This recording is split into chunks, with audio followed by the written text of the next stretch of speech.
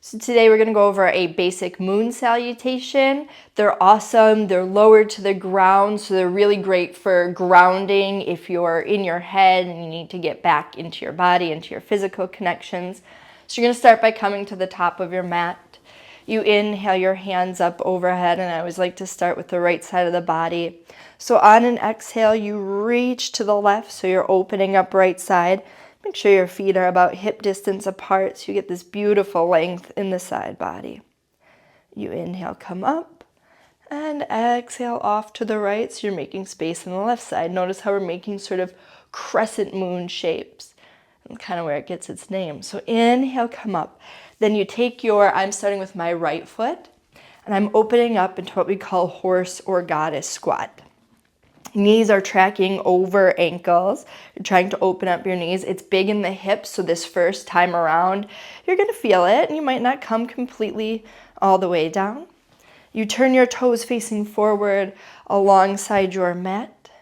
Big starfish pose opens up the chest, jaw, shoulder blades together. Take your left toes back towards the front of the mat.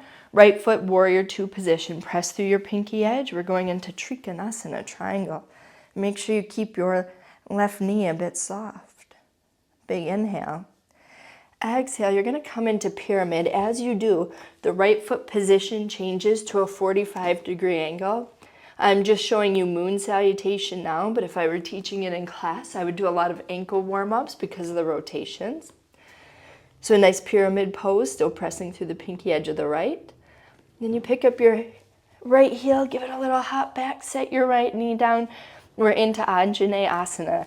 You notice that a lot of the stretch is happening in the hips, the hip flexors, as we take this moon salutation. If the balance is there, you can even bring your arms overhead. Now here's one of my favorite transitions. We're going back lengthwise on our mat, so our left toes are going to go. Look at that 180 pivot on the right foot. If your left heel lifts up like mine, don't worry about it, but here's our Skandasana. Kind of our little surfer stretch, mindful of the right knee. This might be the funkiest transition. You kind of pull your right foot in.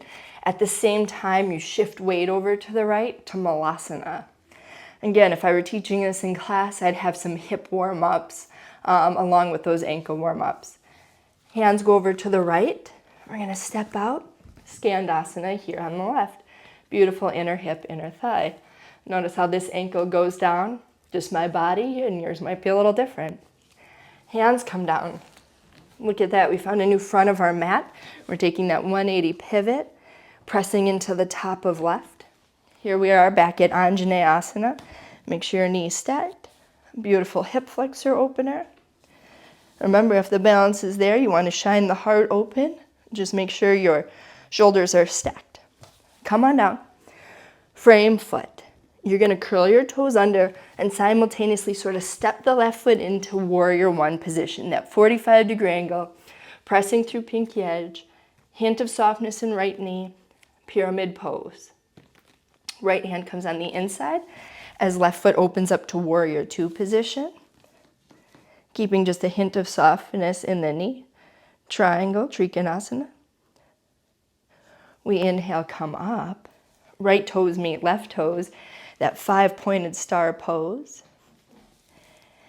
Turn your heels, your ankles in under your knees.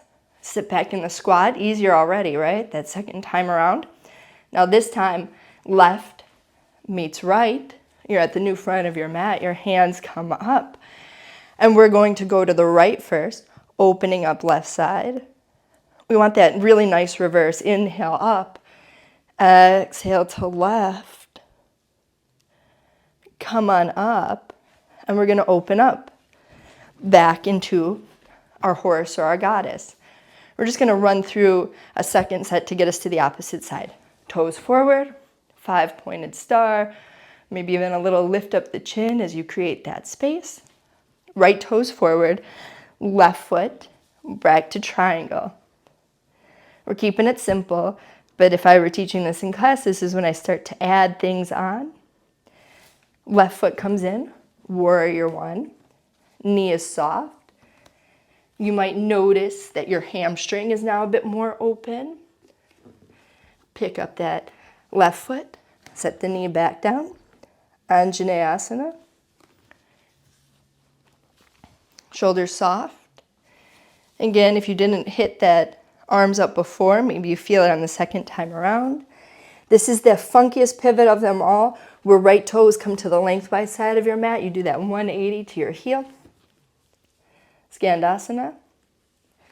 Left foot comes in as weight shifts to the left. Malasana, the traditional yogi squat. Don't forget to lift up your spine. Left, hands come to left as right leg extends. Skandasana again. We pivot, that funky pivot to Anjane, making sure our knees stacked. We frame. We kind of hop our foot in as we put it in that warrior one position, all but a hint of softness out of left. Pyramid, left hand comes inside, right opens up as we take right foot warrior two, pressing through pinky edge. We inhale up, both sets of toes are facing forward, big open heart. Heels come under knees, sit down. Easiest one yet, right? That's 4 already. Right foot meets left. We're back at the original top of our mat. We're exhaling to the right, opening up left. Inhaling center. Exhaling left, opening up right. Inhaling center. And exhaling through the heart. There's a moon salutation. I would definitely recommend you do the 2 series so you do everything the same on both sides. And that's it.